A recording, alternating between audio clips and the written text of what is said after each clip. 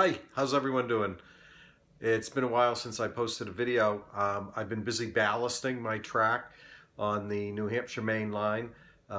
It's slow going, but I thought I might share some of the tips I've learned over the past week after Christmas working on this. So I will turn us around in a moment and show you what I've got done and then show you how I'm doing it. All right, welcome back. So this is some of the work I got done post-holiday vacation here.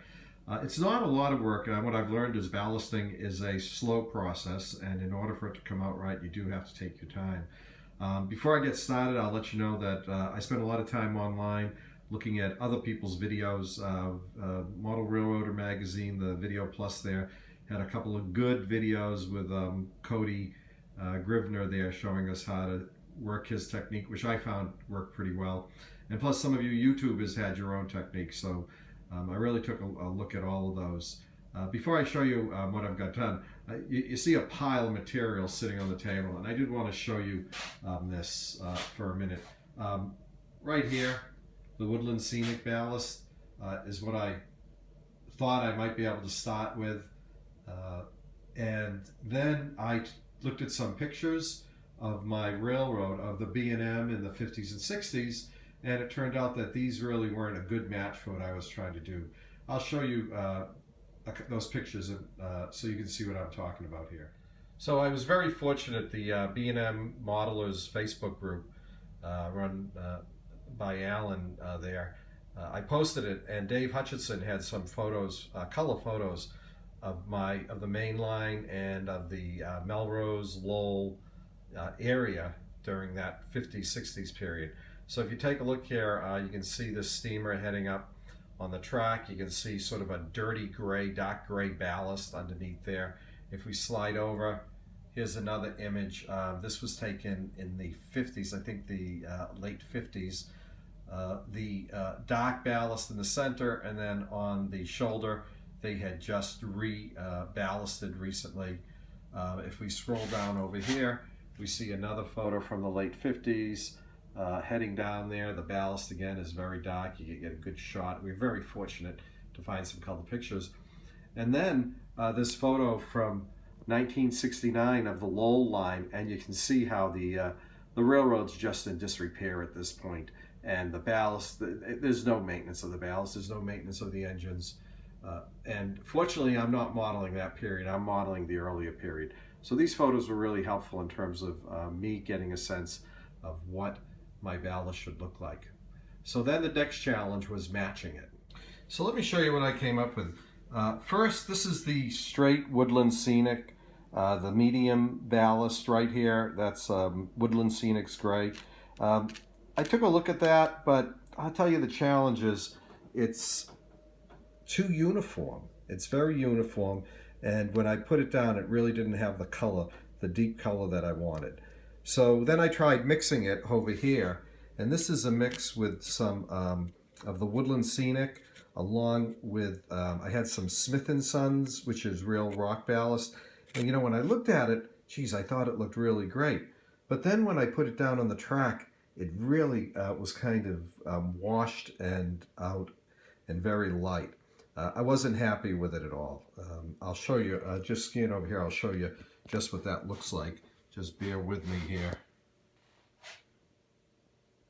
So this is that mix of the Woodland Scenic with the real ballast. And I think what happened is the real stone just sort of flattened out underneath. And then you had the larger Woodland Scenic pieces pop up to the top. So in fact, I actually had done this section of track. I've since redone it. But I had done this entire section of track right up around the corner there, right to the pink foam. And I woke up the next morning, I didn't like how it looked, so I actually ended up tearing that up. I couldn't tear up the material in between the rail, but you can see what I've started to do is cover it over with some new ballast. So that was back to the drawing board.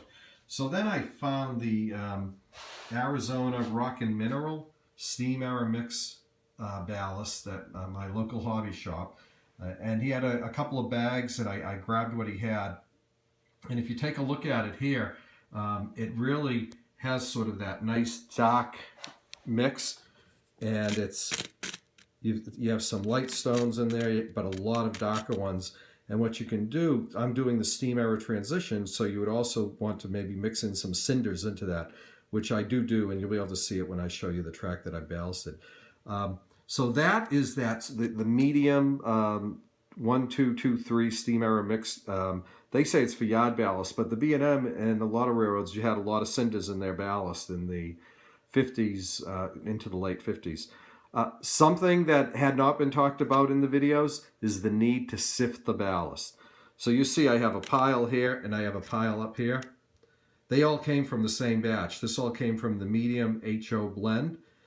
These are large. I'm not using this right now. I've sifted out these finer grains here, and we'll kind of pick it up, give you a sense of what they look like.